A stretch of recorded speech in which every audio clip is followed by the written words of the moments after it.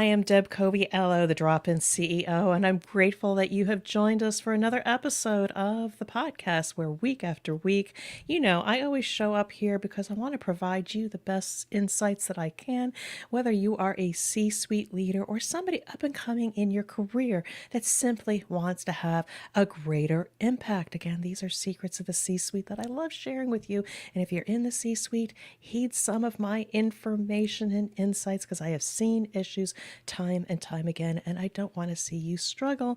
I want to see you succeed. So there you have it. You know why I show up all the time. But I think I want to catch you up a little bit on behind the scenes of the Drop-In CEO. What's been going on in my life? Maybe it's relatable, but I just want to share a bit with you before I go into mistakes you don't want to make, especially when you get to the C-suite. I've been there, and it can wreak havoc on an organization, but I'll go there in a minute. So, keeping up with the Coviellos, that sounds like a reality show. A lot's been going on in my life, and I am grateful to share. We just came off an amazing, amazing cruise to Alaska with 20 of our closest friends and family. And cruising is not for everybody, but for us, we simply enjoy having new experiences. And yes, we are sharing our experiences with 3, 4, 5,000 people in confined quarters. But once you get to your destinations, if you can just open your mind to the beauty and the experiences you have, I do highly recommend Alaska. We had the most amazing weather, all the service, whether we were on the ship or out and about. Being a tourist, we were served well, and we have memories, so many memories. But again, it's not for everybody, but I definitely recommend it if you've not been. And a couple other things coming up on my life. We have so many great family things happening. As many of you know who have been with me for some time, I'm originally from New Jersey, so we'll often venture back to the East Coast for celebrating family. I got my sister-in-law's retirement. My son's wife is finally arriving from Europe, so we're going to get a chance to meet her. There may be a wedding, a formal wedding at some point then, and you never know, we may be visiting for other reasons. And also my daughter, you've been hearing me talk about my daughter getting ready to, she's relaxing right now, but getting ready for the 3 years of graduate school. Now, on the upside, we don't have to visit her. She has decided to stay home, work, stay at home, save on the expenses, and commute for graduate school. So we get our daughter home for at least the next 3 years. But there's a lot going on in our life. So if you aren't exhausted from all of that, the only way that we can manage all of that is the fact that I've learned to let go a little bit. I'm not as committed to so many volunteer activities. Not every detail is urgent. And if it's not urgent, can I reschedule it? And by the way, I'm not working as much on the weekends. And by the way, sorry if I don't respond to you. I am sorry because I'm just not sweating as much. I'm not working so hard. I am truly working smarter and continuing to do so because, quite frankly, again, we should be working to live, not live to work. And I've got so much going on in my life, and I really, really want to enjoy it. So when I show up here today on the podcast, it's because I really care about this work. It's very, very important for me to be able to connect with you, share my insights so you don't have to struggle. But a quick life lesson before I go into the professional lesson at hand is that before you go too fast, life is going to pass you by. You need to find ways to manage your time and all that you have on your schedule in such a way that you can really be present and enjoy life. And I know if you're a parent, if you're an aunt or an uncle heavily involved in children's activities, it's hard. Years just fly by when there's so many things going on. But I highly, highly recommend get help. Get help in managing all of that, or really reflect on all of the things that you are doing, and do they all bring you joy, or are these things that just accumulated over time that you can't really experience joy in your life? So I'll get off my pedestal from that, and let's just get to some of the insights that I want to share with you. Again, I'm speaking to C-suite leaders or people that are in higher level parts of the organization, what not to do, and better ways of behaving, because you can negatively be impacting the organization and the way you're leading. But if you're not yet in those senior leader positions and you're aspiring and you're looking at these leaders, I'm going to be sharing with you insights that you can leverage right now as you start start building your leadership presence in an organization. So by the time you get to those positions of impact or maybe a C-suite title or position, you have the tools you need to be that leader that others will follow, regardless of the situation, because they trust you, because they have your best interest at heart. So let's talk about a problem that I have not only seen recently, but I have seen over and over and over again. Sometimes organizations wait too long. They know there's problems coming about. They may not be meeting their sales targets. They know they're having issues with some of their customers, but they wait too long to do the heavy, important work. They're kind of just waiting. It's not urgent yet because they're dealing with other things. But the problem is with leaders is that when finally there's a crisis or a huge, huge initiative, they go like gangbusters. They start issuing emails. They create all of these PowerPoints, and then they communicate, and cascade it down the hill and expect the rank and file to execute. And by the way, we'll do a little bit of change management in the process just because we know we have to do it. But I will tell you, because they don't do it the right way and they don't slow down during this time of urgency, they're going to blow over the people, they're going to roll them over, and you're not truly going to engage people's hearts and minds in the process. Now, I'm not trying to scare you, I'm trying to set the stage, because if you can relate to this, I suggest you listen to some of my thoughts. Now, recently, I was part of an initiative that needed to kick off, and yes, there was a sense of urgency, and we understood. They communicated why were we at this time and place, and we were organizing, prepping, planning, etc., and starting to roll up our sleeves and get into the tactical work. Yes, that's how we're programmed. We are programmed that way, to just go. We shoot, then we aim, then we fire. It's not the way. It is just not the way. So I advise that as a leader, as you're navigating and trying to hurry up and do the right thing, be disciplined. Be disciplined as a leader to do a few things. Pause, slow down, and talk to your people like humans. Pause and take some time at every opportunity and ask them, why are we here? Now, you already communicated that, so we just figure they understand.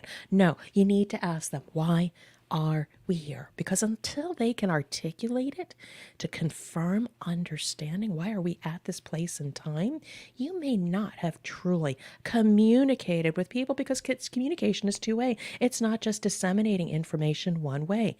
People need to understand, why are we here? Because you may have had some people late to the table when we're organizing and having our meetings and workshops and creating the strategy and the workflow.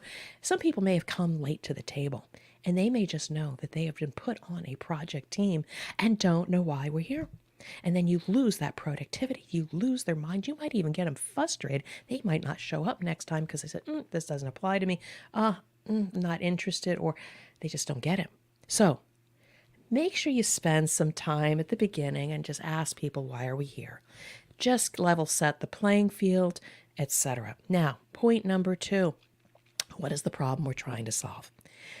I promise you, we're going to work really hard on articulating a problem statement. We're going to have a problem statement that says, this is what we're trying to solve, and it's going to be very tangible. It's going to be a SMART goal, specific, measurable, achievable, time-bound, and relevant or relatable, whatever SMART, SMART goals are. We're trained and educated on how to do this. And because we're so good at it, we've been able to then, what are your measures of success?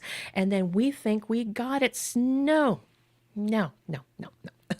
Yes, we have to tactically do that, but I say nay to that, because what we don't do, and I got to slow down a little bit here, what we don't do really well is understand the higher level outcome. What does good look like? Can we see it? Do we have a vision of what better, good, best looks like? If people cannot see it in their minds, all you're going to do is get people to check the box, get the results, high five, and you know what? Whatever you did is not going to be sustainable because you can rally troops and win the war, win the battle, but you're not going to win the war in a sustainable way because something's going to change. Your customer requirements are going to change. There's going to be a world crisis, a pandemic, or something. Something's going to change, and whatever you put in place, you're going to tank. You're not going to meet your objectives anymore, and you're going to have to assemble the troops again and waste more time. What I propose to you is make sure that you clearly articulate the outcome or vision, what we're trying to achieve. What is the why? The deeper why that is relatable, that everybody can see, that they can pull into their hearts. Now, I'll give you a quick example. Like it may be that we want to be best in class. Okay, yeah, you can measure that. But what does it look like to seeing and feeling that? What will your customers or your stakeholders see or feel when you've achieved that particular outcome? Do people close their eyes and sigh and sit back and savor moments when they know they have truly had an impact? When people start advocating for your cause and understand profusely why we're doing that, when people are all moving forward as one because they can all see the vision. Until you've done that, you really haven't gotten people to really understand the problem that they're solving. And so I sincerely ask that you take a little bit of time as leaders to pause and have those conversations. And then number 3, ask simply, how do people feel? How do people feel right now, right here, about that initiative? You're going to get a mixed bag. But unless you get these feelings out there, it's going to be the 800-pound gorilla in the room that's going to hold you back from truly getting everybody's hearts and minds out there. You might even gain some valuable insight from the naysayers, the people that don't feel good, the people that are frustrated. You need to understand why they're frustrated. They may have been thrown into a situation right now where they have a boatload of work already that they need to do. And mind you, now they've got to do all of this on top of it. They could be angry. They could be very frustrated. And you need to give people the time to articulate how they feel. Now, some people could be excited. We need to know why they're excited because we always think about asking for feedback and how do people feel is negative. But let's lean into those people that are excited for the opportunity, that are optimistic about it, because we need to harness that energy and understand where their mindset is and why do they feel that way. And by having these conversations about those that are frustrated, those that are cautious, uncertain, they're not fully convinced, they're not fully on board, or those optimists, wherever they're at in the spectrum, you need to get those feelings out there. Leaders are so undisciplined and impatient to get to the work at hand. When you blow over, how do people feel? You're not going to have them fully engaged. You don't have to spend a whole day on this. 15 minutes, maybe at the beginning of each meeting. Hey, how's everybody feeling? And don't do it as a cursory thing. Just honestly, tell me how you feel. Some people don't want to do it in a large forum. Make sure you connect with those people one-on-one. It is so critical as a disciplined leader to make sure that people understand why they're here, the important visionary outcome that we're supposed to be solving here. What is the problem? What is the problem we're trying to say? I remember a senior salesperson telling me this thing before. Whenever there was maybe a customer complaint or an issue or somehow we had to replace the material, he said it's not about, being perfect, but it's about how you have their back, even when you have a hiccup, that gives customers the peace of mind that you may not be the best, you may not be perfect, but you are the favorite. Being the favorite is an outcome or a pursuit or a vision. People can see what being the favorite looks like or feels like. That's not very measurable. It doesn't fit the SMART goals. But when you can feel it and know it and see it in the room, you know that you've achieved the outcome. And those are the indicators of successful initiatives, those that have great vision, that everybody can articulate the vision, but you take time. You take time to understand how the humans feel and how the humans think. That is a sign of a great leader, and I want that for you. It changes the trajectory of that initiative, that cause, that purpose, that crisis. Now, if you employ these things that I've shared with you, why are we here? What is the problem, true problem that we're trying to solve? And by the way, how do people feel? When you get people to engage with their minds and their hearts, both ways, not just one sided, both ways in two-way conversation, you're going to have a higher success rate in whatever you're doing by slowing down the pace and being a disciplined leader. You are going to see greater impact than you ever imagined. And that's my message for you. C-suite leaders, heed my word. But if you know somebody, if you got this, you get it. Say, Deb, I'm on board with you. But you know somebody in your network that doesn't get this, share this episode with them. Please share it with them because we want to elevate other people. If you're somebody up and coming, play this again. Play it again and be that leader that people need you to be. You will ascend into the C-suite or positions of more influence because you had the courage to pause and slow down to make sure everybody is coming along with you. But if you have a situation that you think you can get through, but you just need a listening partner, I am here for you. I am here for you. And you can reach out to me via my website, dropinceo.com. Go to the contact page.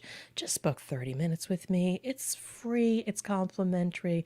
I pay it forward. I just want to help you and impart some thoughts. By the way, I like getting to know more people. Or on LinkedIn, I show up a lot on LinkedIn. Direct message me, and it is me answering those messages. I would love one just to get to know you, but spend a few moments with you to be able to hear your stories, hear your challenges, and help you navigate with more confidence. Again, that's why I show up time and time again, the Drop-In CEO.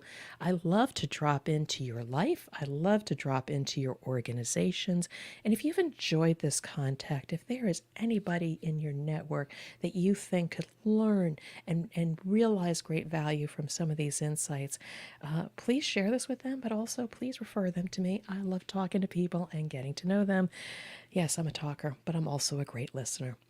So with that, thank you for dropping in on the Drop-In CEO podcast. Deb Coviella, your host, your guide, your CEO whisperer.